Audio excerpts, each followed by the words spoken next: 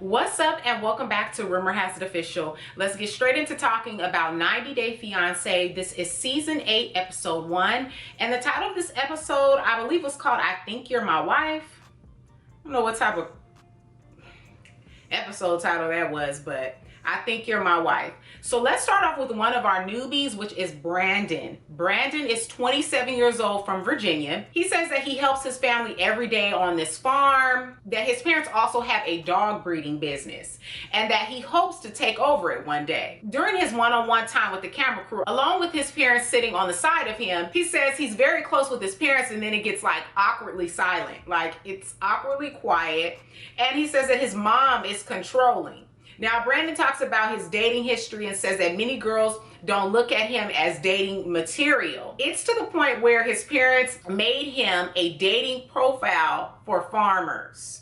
So Julia, which is going to be his significant other, lives in Russia and, as always, looks out of his league. They promote her as some go-go dancer, stripper, whatever. After only 5 months, he invited Julia to come to Iceland, and that's where he proposed. They applied for the K1 visa, and 6 months later, she was approved. So when she arrives, they will be living with his parents. Brandon has spent over $10K on trips to Iceland and Paris. I think it was Paris. If I'm wrong, comment down below. But Paris. Now he's trying to convince Julia that he doesn't have much money. Okay? So you do all this stuff big to get her instead of just keeping it real and living the way you really live. But you're doing all these big things to get this high maintenance woman. And then once you get her, now you're expecting her to be okay with your lifestyle, your current lifestyle, because you've been faking it this whole time. His parents, however, are on the fence about Julia in hopes when Julia comes, she will chip in by helping with farm life. But Julia is a city girl, so it's like, good luck with that. Comment down below your thoughts on what you think about Brandon and Julia so far, what you think about his parents. The fact that the parents are so controlling, well, really mostly the mama is very controlling. I just want to hear your thoughts. I'm curious. Comment down below, and let's move on to another newbie, which is Jovi. So Jovi is 29 years old from New Orleans, Louisiana, and he works in underwater robotics, which was pretty interesting to see. It seems like a pretty cool job too, if you're not afraid of going underwater and swimming underwater. And he says that he's been to about 25 different countries. So that's pretty awesome. A job that can just open up opportunities for you to travel the world, and you can make good money while doing it. I mean, creating memories and experiences of a lifetime, that's a pretty dope job. I think so. Comment down below if you're one that likes adventure and loves to travel and you would love a job like that. So he downloaded a travel app, and that is where he met 25-year-old Yara from Ukraine. So we have a Ukrainian woman on here, y'all, and I don't see this ending well already, and I don't even know much. Like at this point when I was watching, I'm like, I don't even know much quite yet about more details, but I already don't see this panning out. It seems like the way he talks, his style, how he is, I don't take him as the type that wants to settle down either. So Jovi says when they first met, it was awkward, and he thought that it was going to be a one-night stand. And when I heard him say that, I said, boom, I was right about how I felt about him. Now, Jovi says that Yara got pregnant after some time of them traveling together and, you know, being all lovey-dovey and him just having fun. She ends up getting pregnant, and so then he proposed. Now, once he proposed, Yara then said she had a miscarriage. Now, there's a strong possibility that this girl was pregnant, and then there's also a strong possibility that she lied just to get him to excel and kind of push forward with maybe seeing if, okay, if I'm pregnant, is this man gonna propose to me? Once she got what she wanted, she said she lost the baby.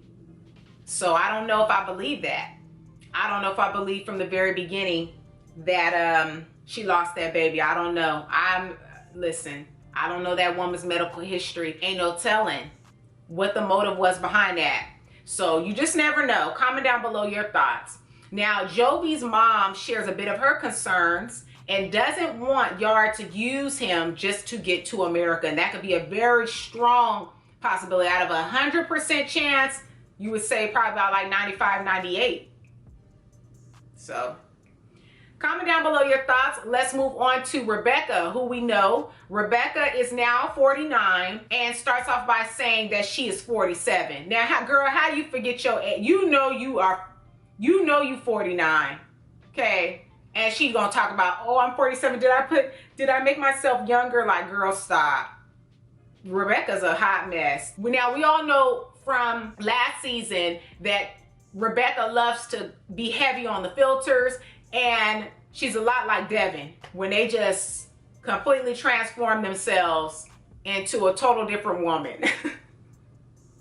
Last we knew that she was a private investigator, but now she's a manager at a fast food restaurant. So I'm like, what happened to the private investigating job that she had?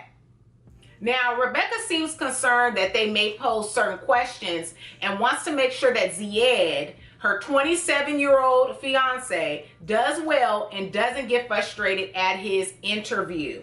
This interview will determine if he will be approved to come to America or not. So I don't know, do you guys think that Zied will be able to keep himself together and composed? Because he does get he has a temper on him. We saw that in last season. He has a little bit of a temper on him. So comment down below your thoughts. Are you happy to see that Rebecca and Zied are back? Let's move on to Mike. Now, Mike is another one that we remember from last season. Mike is 35 from Squin, Washington. Now, Mike starts off by talking about how he has a good job, house, and no one to share it with. But what about the debt that he was in? You all remember that? Like, he was in so much debt because he has that big farm or acreage of land. And so it's like he was trying to keep up with keeping that place up. And so he was in so much debt. What happened to that? Did he pay it off already within a year? Now, they take us back to when he went to visit Natalie in Ukraine and how their relationship went down from there. Now, one thing that made me raise an eyebrow was before Mike left his house, he put his ring, the ring that he proposed to Natalie with, and she threw it at him or threw it in his bag when he was leaving Ukraine last season. He took that ring and put it at the very top shelf in his closet. And it just kind of made me wonder, why would you go to that extent to hide it in that way? Like, literally drop the ring behind there instead of just putting the ring in a box and put it in one of your dressers, right? Or even had maybe taken the ring back. But the fact that you have to hide it like that, it kind of made me feel like the only person that lives there is his Uncle Beau. Does he not trust his Uncle Beau? Does his Uncle Beau have a reputation for stealing or something? Because that was kind of strange to me. Comment down below your thoughts. When you saw that, did it make you think of, like, why in the world did he do that? It made me think that way. But anyways, Mike gets a FaceTime from Natalie telling him that she got her visa. And he didn't even really seem too happy. He didn't seem really happy at all that she got her visa and will be coming to be with him. Or is that what he wants us to think? Maybe he's just putting on that type of vibe for the sake of their storyline, based off of the way they kind of brought in the episode, that it's gonna get pretty good. And even when they showed episodes to come, like little sneak peeks, I think it's gonna be really good because his mom is gonna kind of get involved, and then also it looks like he's going to actually send her back. He's probably not going to propose, so she's going to have to go back to Ukraine. So it looks like it's going to be pretty good. So comment down below your thoughts. Let's move on to Brandon. So Brandon is preparing for Julia's arrival and says that since they'll be living with his parents, their rules are that they stay in separate rooms.